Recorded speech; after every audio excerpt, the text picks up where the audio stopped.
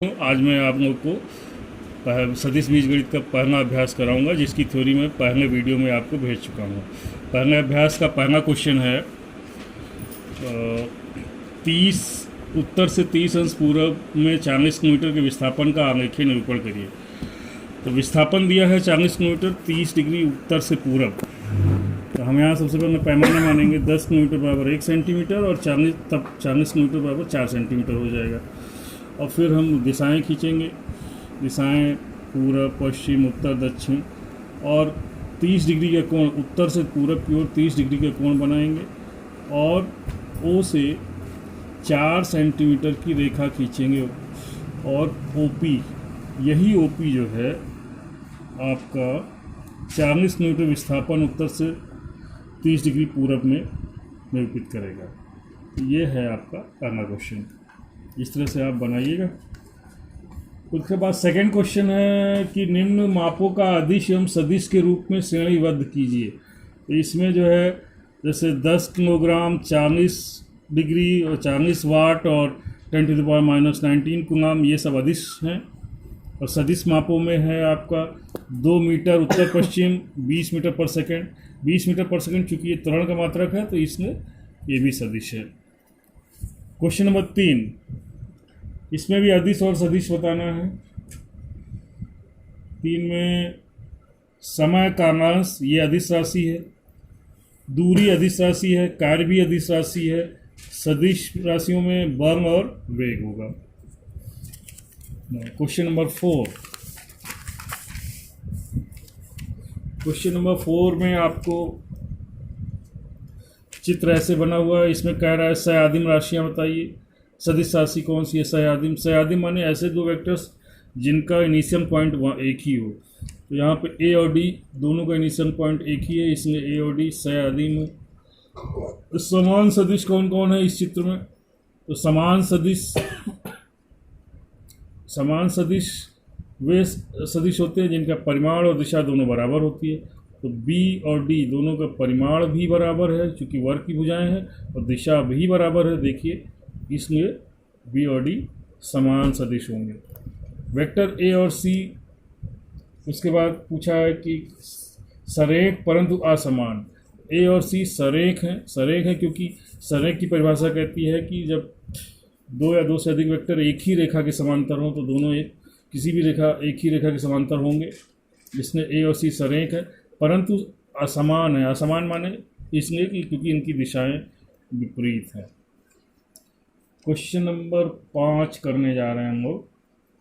Question number 5 में उत्तर सत्य अथवा असत्य के रूप में बताना है। तो पहला क्वेश्चन है, क्या वेक्टर ए और वेक्टर माइनस ए सरेख हैं? ये सत्य है। हाँ, वेक्टर ए व माइनस ए सरेख हैं, परंतु असमान हैं लेकिन सरेख हैं, ये सत्य है सरेख की परिभाषा के अनुसार।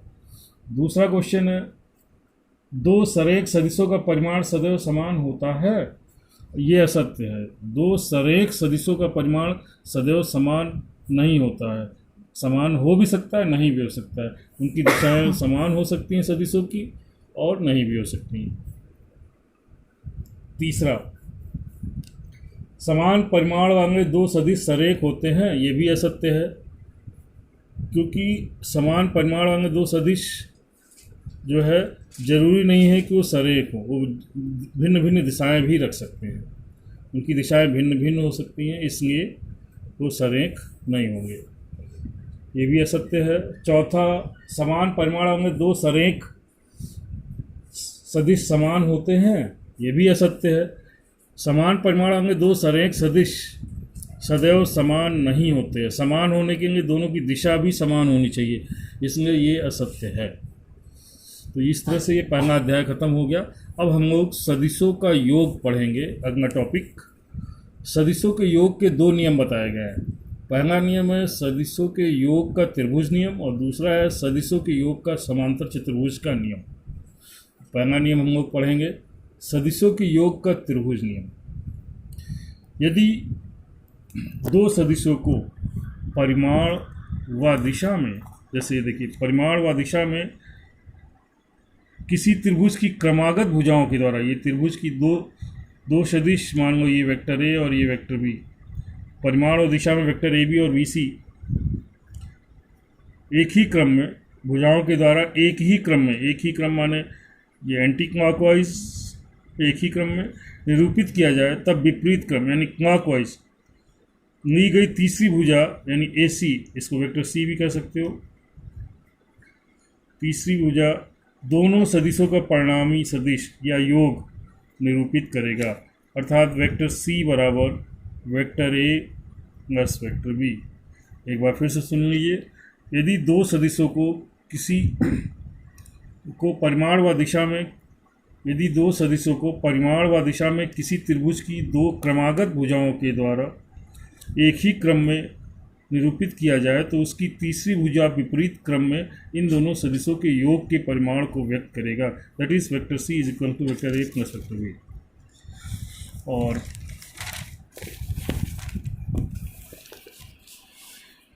ये एक इम्पॉर्टेंट पॉइंट्स ये भी है कि यदि तीन सदिश किसी त्रिभुज की एक क्रम में ली गई भुजाओं को व्यक्त करें तो उनका परिणामी योग शून्य होगा, जैसे vector A B, vector B C, vector A सी।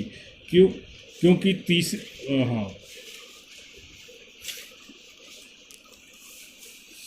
सदिशों के योग का समांतर चतुर्भुज का नियम,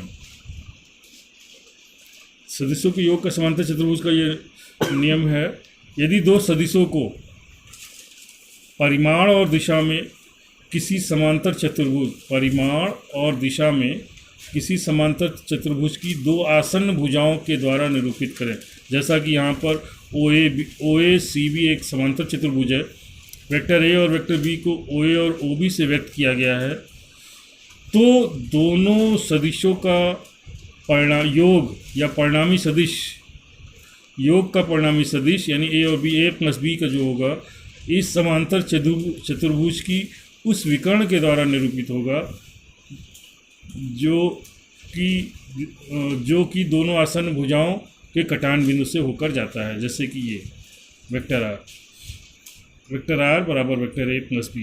ये चूँकि ये और ये समांतर चतुर्भुज की सम्मुख भुजाएं बराबर होती हैं, तो वेक्टर वी और वेक्टर बी ये दोनों बराबर होंगी। चूँकि दिशा समान है इसलिए ये परिमाण भी समान है, दिशा भी समान है, इसलिए समान सदिश ये vector A plus vector B बराबर ए प्लस बी, और समांतर चतुर्भुज के नियम से भी ए प्लस बी बराबर vector R A plus B. ये देखिए, इसको ऐसे भी लिख सकते हैं, वेक्टर आर बराबर ए प्लस बी, या vector O A plus vector A C बराबर वेक्टर ओ सी। ए सी बराबर आपका वेक्टर बी है तो ए प्लस बी बराबर वेक्टर ओ सी, या ए बराबर वेक्टर ओ ए, बी बराबर वेक्टर ओ बी और ओ सी बराबर ओ सी, तो ओ ए प्लस ओ बी बराबर वेक्टर ओ सी। चूँकि ओ बी और ओ सी समान सदिश हैं,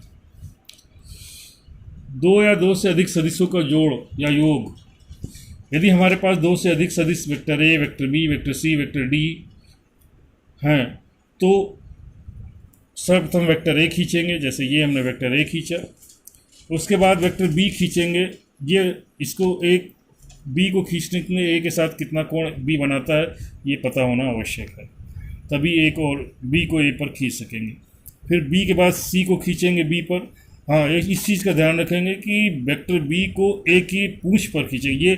ये वेक्टर है तो इस वेक्टर का ये सिर पर खींचेंगे, सॉरी, वेक्टर ए का सिर ये है, पूंछ ये है। वेक्टर ए के सिर पर वेक्टर बी का पूंछ जोड़ते हुए, और फिर वेक्टर बी के सिर पर वेक्टर सी का पूंछ जोड़ते हुए, और वेक्टर सी के सिर पर वेक्टर डी का पूंछ जोड़ते हुए, और जो कोण दिया हुआ है उस कोण को ए और बी के बीच का जो कोण दिया है वेक्टर ए के साथ वो कोण बनाते हुए वेक्टर बी खींचेंगे। सी और बी के बीच में जो कोण दिया है वेक्टर सी खींचेंगे बी के साथ वो कोण बनाते हुए, और वेक्टर डी और सी के बीच में जो कोण दिया हुआ है तो वेक्टर डी खींचेंगे सी के साथ वो कोण बनाते हुए। इस तरह से वेक्टर ए खींचेंगे, फिर वेक्टर बी खींचेंगे, और वेक्टर सी खींचेंगे, बी पर सी खींचेंगे, सी पर डी खींचेंगे, और अंत में वेक्टर डी के सिर को ए के पूंछ से ले जाकर के मिला देंगे, तो यही वेक्टर आर होगा जो ए बी सी डी का परिणामी होगा। इसको एक बार फिर से समझ लें, कोई एक A B C D 4 vector यदि हमें इनको जोड़ना है तो पहले वेक्टर ए खींचते हैं, फिर ए के सिर पर वेक्टर बी का पूंछ, फिर वेक्टर बी के सिर पर वेक्टर सी का पूंछ, और फिर वेक्टर ए के सिर पर वेक्टर बी का पूंछ, वेक्टर बी के सिर पर वेक्टर सी का पूंछ, वेक्टर सी के सिर पे वेक्टर डी का पूंछ, और फिर वेक्टर डी के सिर को वेक्टर ए से एक जो है ए के पूंछ से लेकर के मिला देंगे। तो इस तरह से वेक्टर आर जो ये आएगा, यही vector A B C D का परिणामी है। यानी vector R is equal to vector A plus vector B plus vector C plus vector D. इस तरह से कितने भी वेक्टर हों, सभी वेक्टरों को ऐसे ही जोड़ते जाते हैं। पहले का सिर, दूसरे की पूंछ, फिर उसका सिर और उसकी पूंछ, ऐसे जोड़ते हुए अंतिम वेक्टर के सिर को पहले वेक्टर की पूंछ से मिला देते हैं। तो इस तरह से वो जो प्राप्त होता है वही सभी सदिशों का परिणामी योग होता है। अब इसके नेक्स्ट थ्योरी जो है इसके बाद। ओके।